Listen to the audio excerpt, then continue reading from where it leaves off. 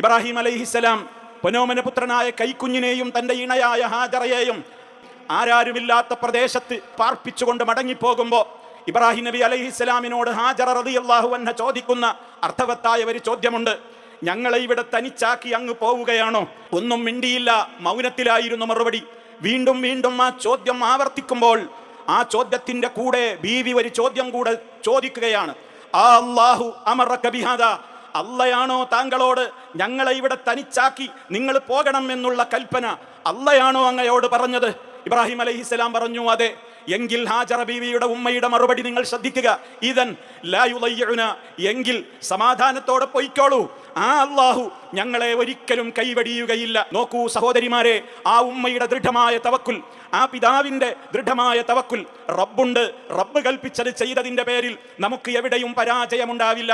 റബ്ബിന്റെ കൽപ്പനകളെ അനുസരിച്ചതിന്റെ പേരിൽ നമ്മൾ വഴിയാധാരമാവുകയില്ല. റബ്ബിന്റെ കൽപ്പനകളെ ജീവിതത്തിൽ പാലിച്ചു എന്നതിന്റെ പേരിൽ ആർക്കൊക്കെ അതൊക്കെ എത്ര വെറുപ്പാണെങ്കിലും, ആർക്കൊക്കെ അതൊക്കെ ഇഷ്ടമല്ലാത്ത കാര്യമാണെങ്കിലും റബ്ബിന്റെ സഹായം നമുക്കുണ്ടാകുമെന്ന ദൃഢമായ തവക്കുൽ.